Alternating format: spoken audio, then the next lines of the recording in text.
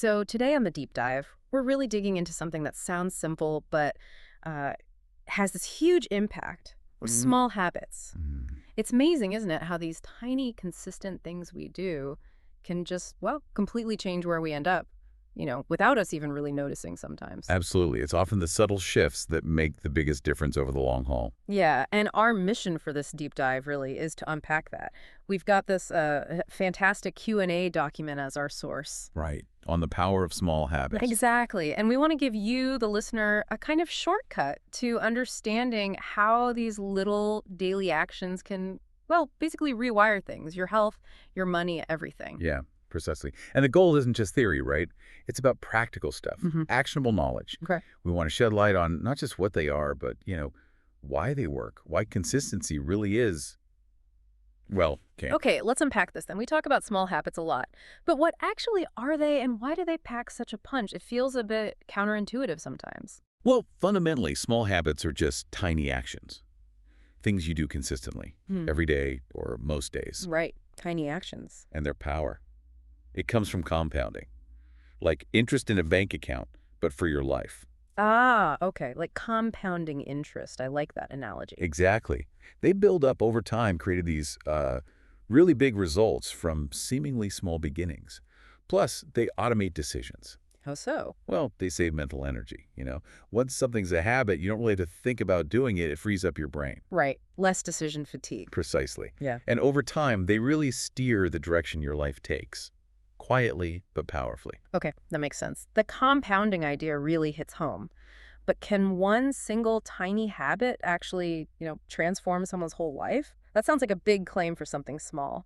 It does, but the evidence and what we see in the source material really backs it up. Think about it. Right. A small habit like, say, reading just 10 pages a day.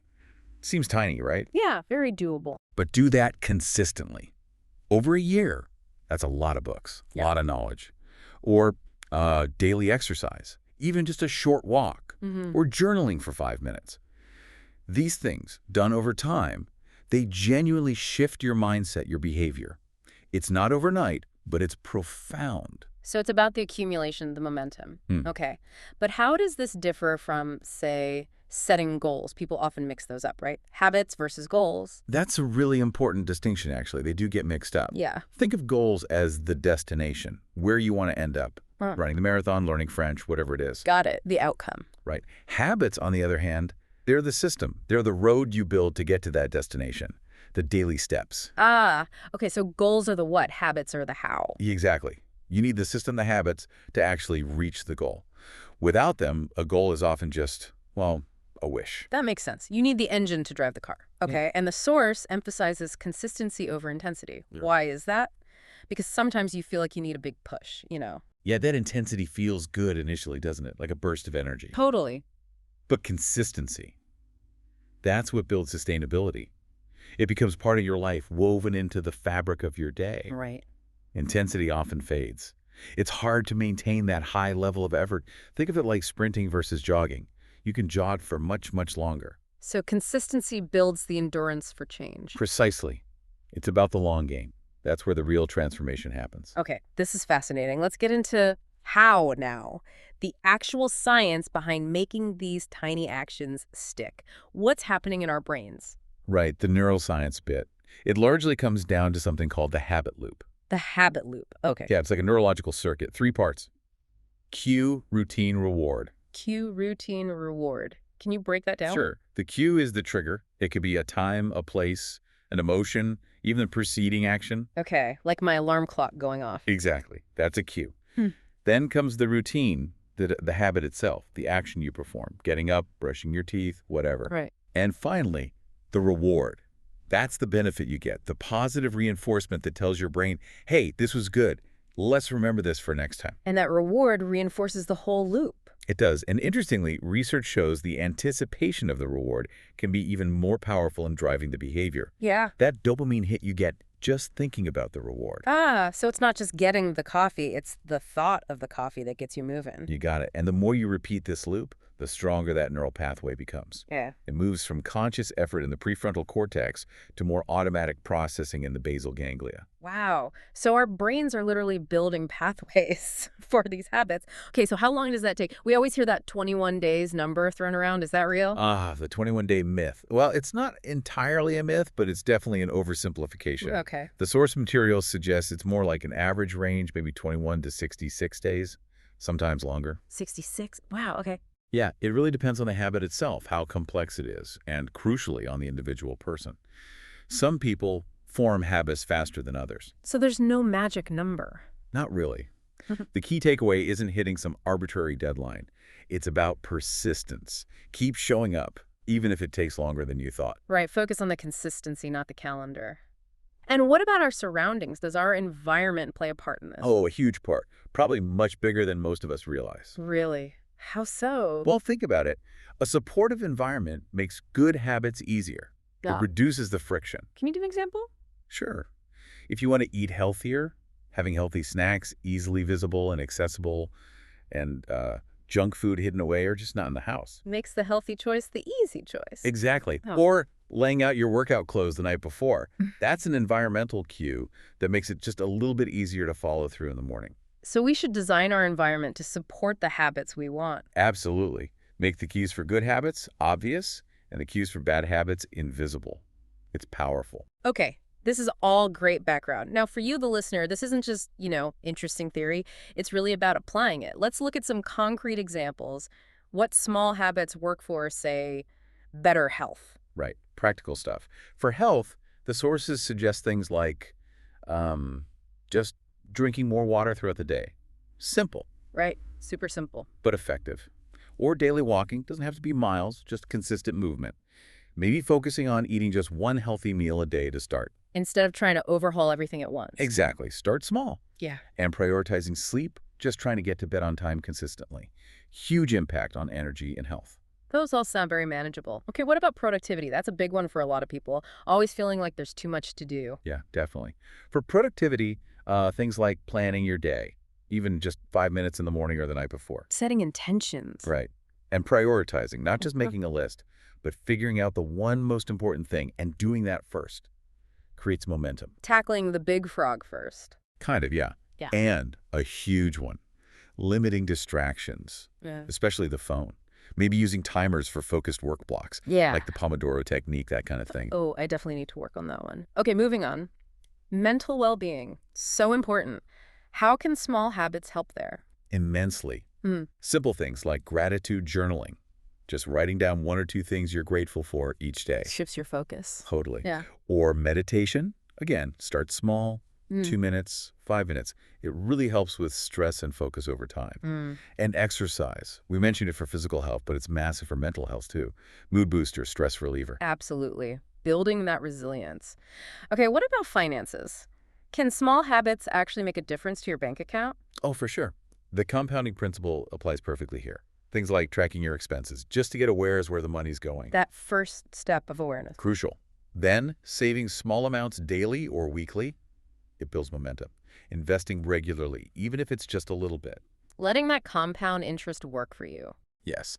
And avoiding impulsive spending. Maybe having a rule, like waiting 24 hours before buying something non-essential. That little pause can make all the difference. It really can. It builds that financial foundation slowly but surely. Okay, and finally, relationships.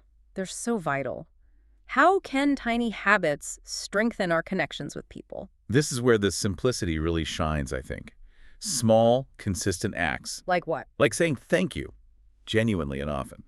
Actively listening, putting your phone away, making eye contact, really hearing someone. Making them feel heard. Exactly. And checking in regularly. Yeah. Quick text, a short call to a loved one, just showing you care consistently. These small things build strong bonds. It's amazing how powerful those simple acts can be. So as you, the listener, hear all these examples, maybe pause for a second. What area stands out for you? Where could one small change make a real difference? That's a great prompt. Now, okay, this all sounds great in theory, but we're human, right? We slip up, we miss a day.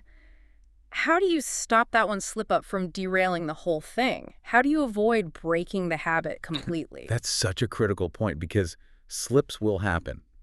It's You're inevitable. right. It's not about being perfect. Exactly. The key insight here is something like, missing once is an accident. Missing twice is the start of a new unwanted habit. Ugh. Okay, so don't let one mistake become two. Precisely. Focus on getting back on track immediately, the very next day, or the very next opportunity. How do you do that? What are the strategies? Well, first, starting small in the first place helps, makes it less daunting to restart. Second, track your progress visually. Seeing your streak can be really motivating, and you won't want to break it. Seeing the chain, yeah. And maybe most importantly, forgive yourself for the slip-up. Don't beat yourself up. Just acknowledge it and refocus on the next step. Resilience is key. I love that. Forgiveness and getting right back to it. Yeah. Okay, what about bad habits? Those stubborn ones. Can you actually replace them with good ones? Or are they always sort of lurking? You can definitely replace them. It takes conscious effort, but yes.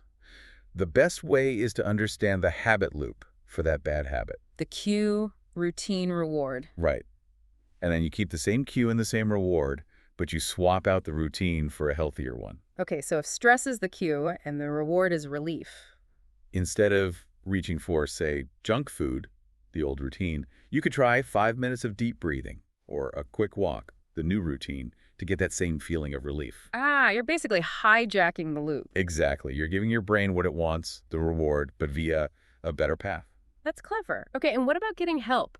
Does having someone else involved, like accountability, make a difference? Oh, absolutely. Accountability is huge. Why is that? Just knowing someone else is aware of your goals, maybe checking in with you, it just ups the commitment level. Social pressure in a good way. Sort of, yeah.